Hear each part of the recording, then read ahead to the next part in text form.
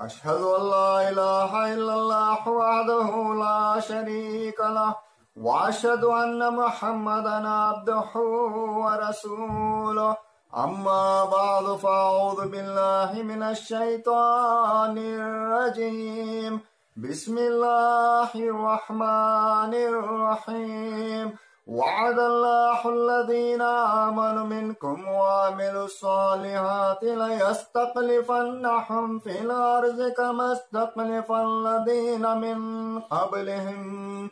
یا صدق محمد عربی ہے، یا احمد ہندی کی ہے وفا، باقی تو پرانے قصے ہیں، زندہ ہے یہی افسانے دو. ناظرین کرام، السلام علیکم ورحمۃ اللہ وبرکاتہ. جس آیت کریمہ کی میں نے تلاوت کی ہے، اس میں خدا تعالیٰ ایمان لانے والوں اور نیک اعمال بجا لانے والوں سے یہ وعدہ فرمایا ہے کہ انہیں ضرور خلافت کی برکت سے فیضیاب کرے گا.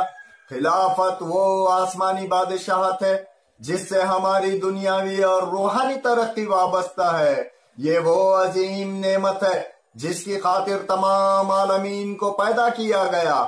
اس عالم کی تخلیق کے وقت خدا تعالیٰ نے فرشتوں کو مخاطب کر کے فرمایا، انی جاعل فی الارض خلیفہ، کہ میں روئے زمین پر اپنا جانشین بنانے والا ہوں.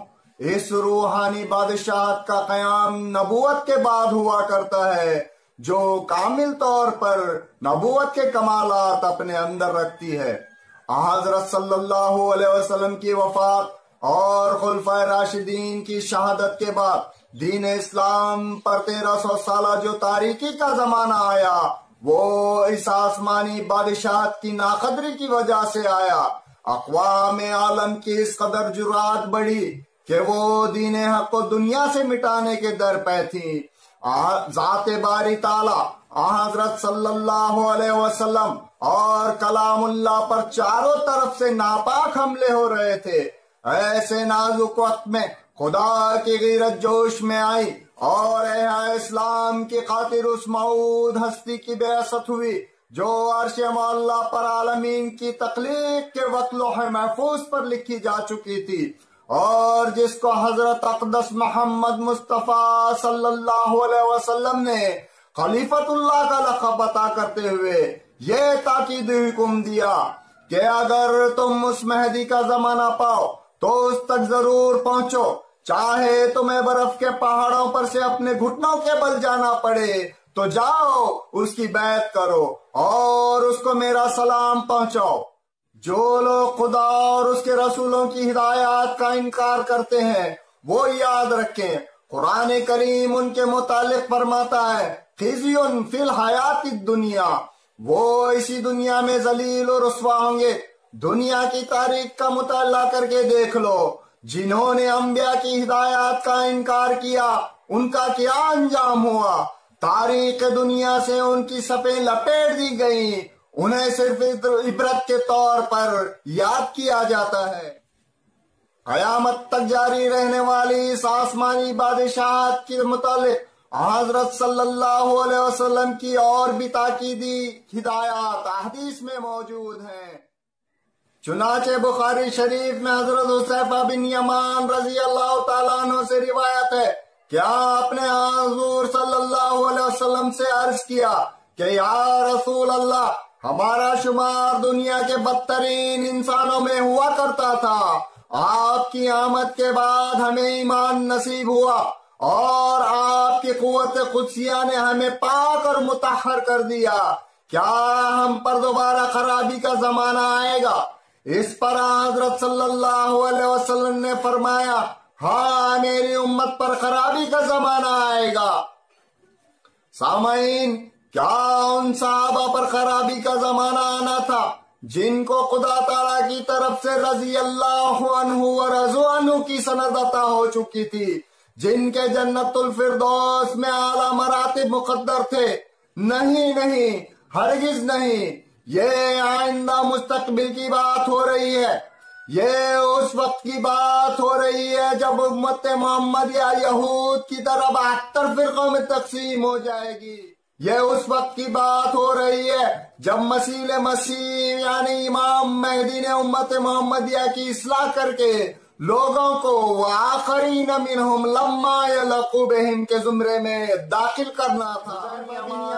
حضور صلی اللہ علیہ وسلم سے سوال کیا، یا رسول اللہ، ہم پر خرابی کا زمانہ آئے تو ہم کیا کریں؟ حضرت صلی اللہ علیہ وسلم نے فرمایا، فَالْزَمُوا جَمَاعَةَ الْمُسْلِمِينَ وَإِمَامَهُمْ، مسلمانوں کی جماعت جس میں خدا تعالیٰ کا قائم کردہ امام موجود ہو چمٹ جانا۔ اگر جماعت موجود ہو اور خدا تعالیٰ کا قائم کردہ امام موجود نہ ہو تو پھر فرمایا، فَاعْتَزِلْ تِلْكَ الْفِرْقَةَ كُلَّهَا، تمام فرقوں سے اپنے آپ کو جدا کر لینا، چاہے تمہیں جنگلوں میں بسیرا کرنا پڑے۔ اور فرمایا، وَلَوْ أَن تَعَضَّ بِأَصْلِ الشَّجَرَةِ، خواہ تمہیں درختوں کی جڑیں چبا چبا کر گزارا کرنا پڑے تو گزارا کر لینا، لیکن اپنے آپ کو کسی ایسے فرقہ میں داخل نہیں کرنا جس میں خدا کا قائم کردہ امام موجود نہ ہو۔ سامعین، خلفائے راشدین کی شہادت کے بعد خلافت کا سلسلہ ختم ہو گیا۔ پہلی صدی گزری، دوسری صدی گزری، تیسری صدی گزری، صدیوں پر صدیاں گزر گئیں۔ اس دوران ہزارہ خدا کے مقربین اور اولیاء پیدا ہوئے۔ اندازہ کریں ان کے دلوں میں کتنی حسرتیں پیدا ہوئی ہوں گی کہ کاش ہم کسی نبی کا زمانہ پاتے، کاش ہمیں کسی خلیفہ کا دیدار ہوتا، مگر ان کی یہ حسرتیں پوری نہ ہوئی۔ یہ وہ حسرتیں اپنے سینوں میں لیے قبرستان میں جا سوئے۔ یہ خدا کا ہم پر بہت بڑا احسان ہے کہ خدا کا جلال حضرت صلی اللہ علیہ وسلم کی صورت میں ظاہر ہوا۔ آپ کے روحانی فرزند نے مہدی بن کر دنیا کو ہدایت دی۔ اس خلیفۃ اللہ کے نور سے نور الدین نے زمین کو منور کیا۔ پھر محمود کے ذریعے دنیا نے خدا کی حمد کے ترانے گائے۔ آپ کا سپہ سالار پھر ناصر ہوا، جس کا رہنما پھر طاہر ہوا۔ اب ہمارا امام مسرور ہے اور یہ سلسلہ قیامت تک جاری رہے گا۔ اے سننے والوں، کان کھول کر سن لو اور اس بات کو ہمیشہ یاد رکھو، تمہاری دنیاوی اور روحانی نجات فرمان الہی اور فرمان رسول صلی اللہ علیہ وسلم سے وابستہ کر دی گئی ہے۔ جس طرح تمہارے پہلوں کی نجات وابستہ تھی اور موجودہ نجات اسی سے وابستہ ہے، اور آئندہ تا قیامت تمہاری نسلوں کی نجات اسی امر پر موقوف ہے کہ تم حبل اللہ کا دامن تھام لو اور خدا کی اس آسمانی نعمت کی قدر کرو تا تم وآخرین منہم لما یلقوا بہم کے زمرے میں شمار کیے جاؤ اور دنیا اور آخرت میں جنت کے وارث ٹھہرو۔ ہر طرف آواز دینا ہے ہمارا کام آج، جس کی فطرت نیک ہے وہ آئے گا انجام کار۔ وآخر الدعوانا ان الحمدللہ۔